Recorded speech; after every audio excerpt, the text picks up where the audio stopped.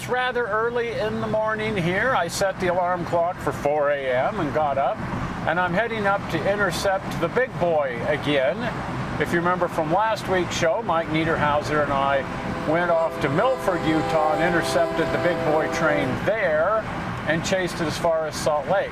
Over the weekend, we also chased the train as it left Salt Lake and headed up to Ogden, Utah. And this was an awful lot of fun chasing the train. Chasing trains around is quite the interesting hobby. Now, there's some people who will chase just about anything that rides on the tracks, diesels, whatever. I'm kind of a steam fanatic myself. If it doesn't run on steam, I'm not that interested in it, although some of the real early diesels are a good deal of fun as well. But it was fun seeing the big boy again out on the tracks, being towed up to Cheyenne, Wyoming for a complete rebuild and restoration there. And I did talk to some of the guys from the shops, and I think I'm going to be able to come up periodically during the restoration and get some video and get some eyeballs on that. And that should be a lot of fun too. So hopefully we'll be following along the restoration as it goes here on the show. At any rate, I'm going to be intercepting the train here in Ogden before it leaves for Wyoming, and then chasing it all the way to Wyoming, and that's why I've gotten myself up at 4 a.m. so that I can get up there in plenty of time to get all set up and hobnob and drink coffee with the guys, and all of those important parts of train chasing that are just an integral part of the hobby. So anyway, off to Ogden. The big boy was on display for a little better than a day in Salt Lake City, so the people could have a chance to come look at it. The guys were there from the Cheyenne shops too to explain. As long as you stick to the standards, the practices, shop practices that were in place at the time, you can't go wrong.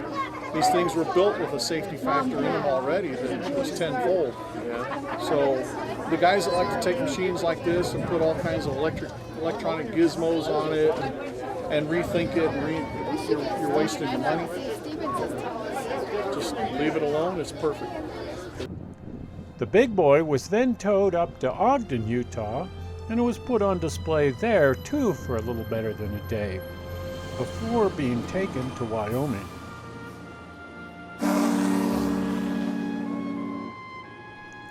Thousands of people lined the route all the way to Ogden to get a chance to see this sucker as it came by.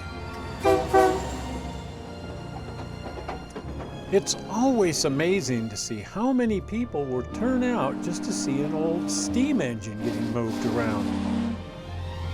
For some people, it's a real passion, and they look forward to chasing trains every summer. By the time the locomotive pulled into Bridge Junction here in Ogden, it had a huge entourage of people following it, and they all came over to the depot to get a closer look at it.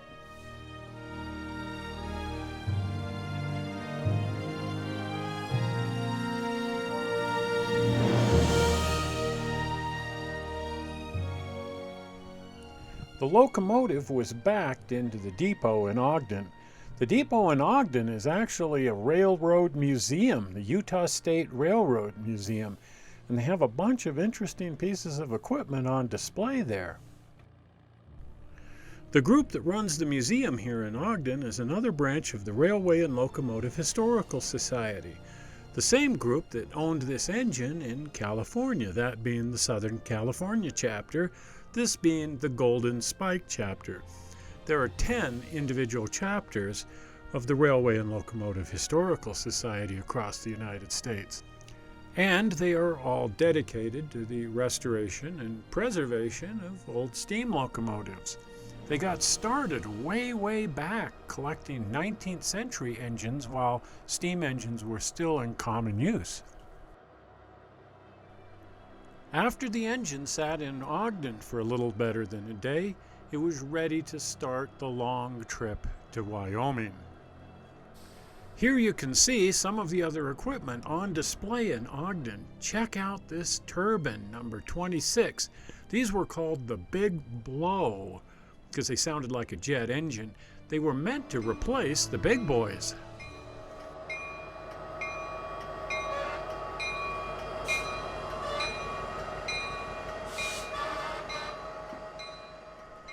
Well, with thousands of people in tow, the big boy started the trip to Wyoming.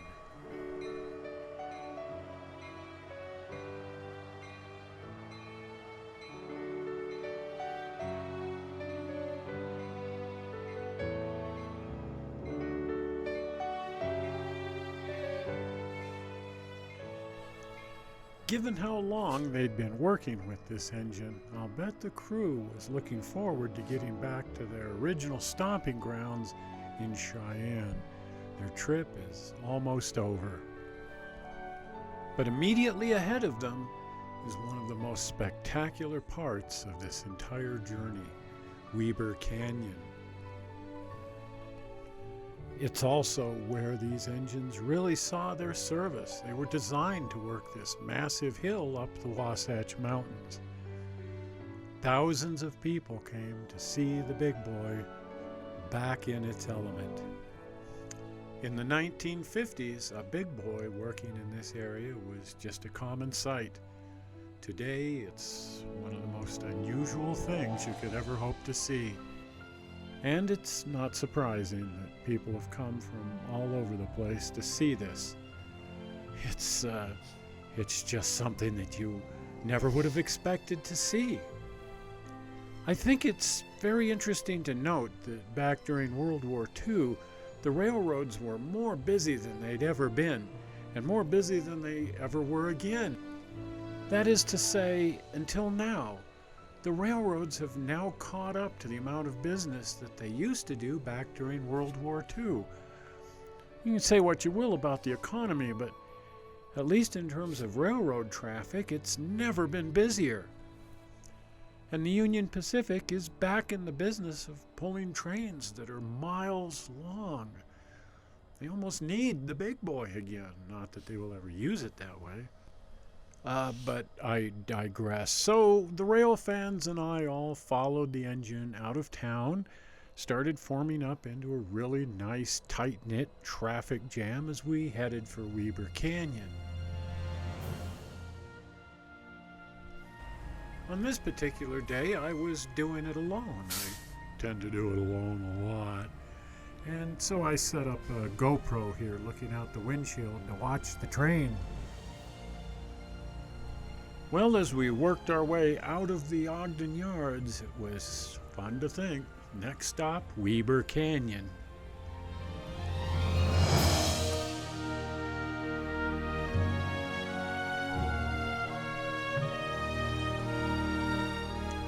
Fortunately, this particular train is barred to going over 25 miles an hour, and that makes keeping up with it and following it around a lot simpler than chasing a train that's doing 90 miles an hour. That's not to say that the crew would ever take the, say, Northern at 90 or 100 miles an hour. Well, here we are merrily chasing the big boy up Weber Canyon in the middle of the gigantic traffic jam that is the entourage that follows such events around.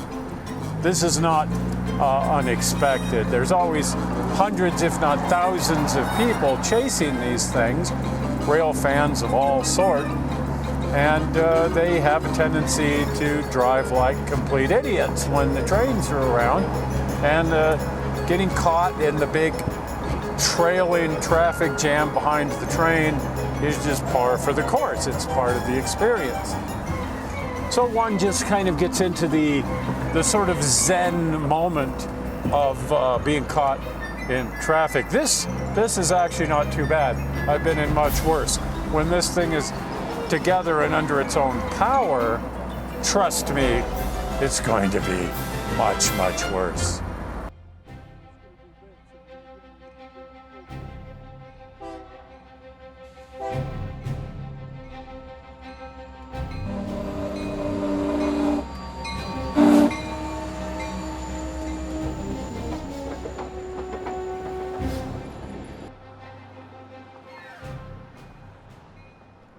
Weber Canyon is pretty easy to look at even when it isn't full of big boy. But add this amazing locomotive to the mix and oh my heck, it's nice to look at.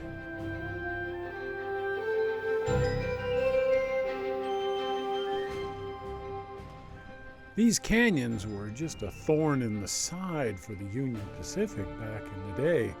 They'd just assume the whole thing be flat, straight terrain. But had that been the case, there would have been no reason to have a big boy in the first place.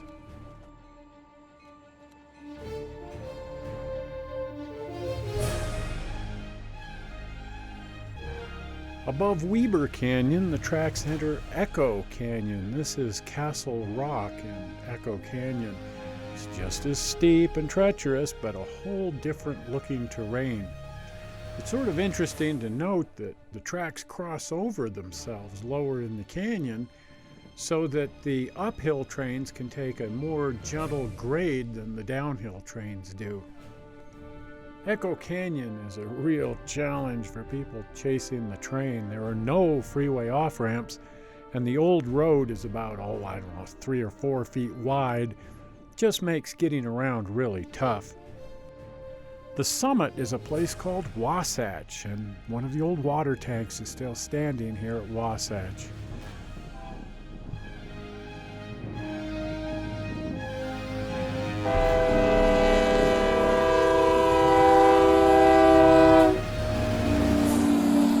Above Wasatch, the tracks level out and just kind of gently glide on into Evanston.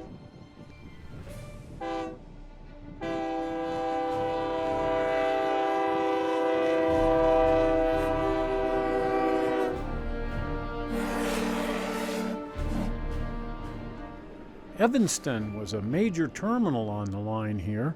A lot of the trains required a second locomotive to get up the canyons, and those engines would be removed here at Evanston. So there was an incredible engine shop, and as a matter of fact, it's still here, and we're going to be looking at that place in next week's show. At Evanston, too, there was a large group of people that turned out to look at the engine. It was only here for a short time, so a lot of people had to just sort of blitz over to get their eye full of Big Boy just for a half hour or so.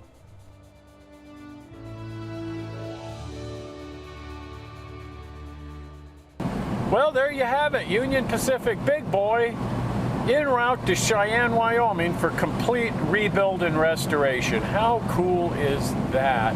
By the time you see this, it will be in Cheyenne, in the shops there, and they will be starting the restoration process on it. You might be asking yourself, however, does any of this chasing this train around really constitute the theme of the Toyman television, which is the high art of screwing around? Just going out and following this train around for an afternoon really constitute the high art of screwing around?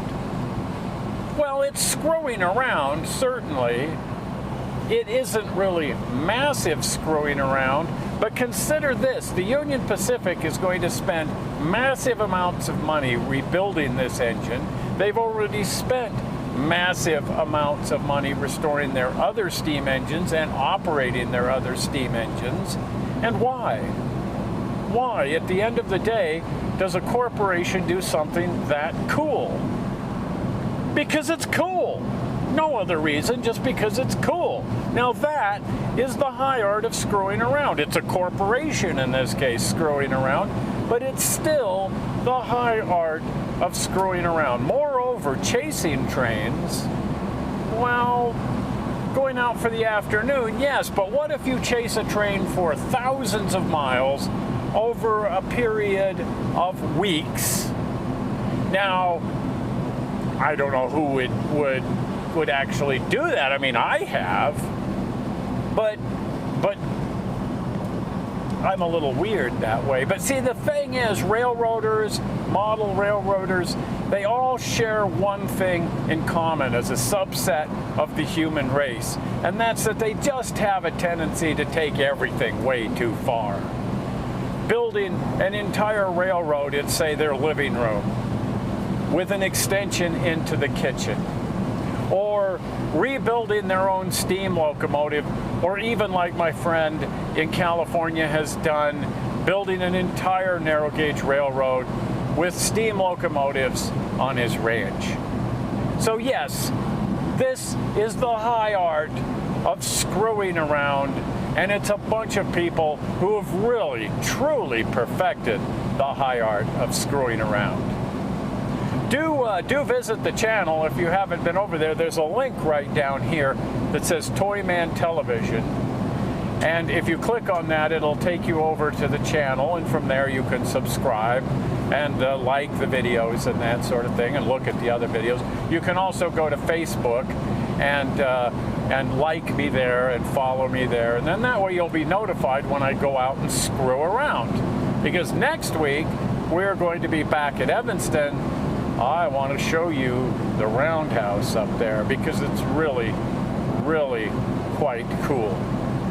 Well, I'm not sure how you found this movie on the internet. I hope you didn't find it boring. And I'll see you here next Sunday with the Evanston Roundhouse. See you then.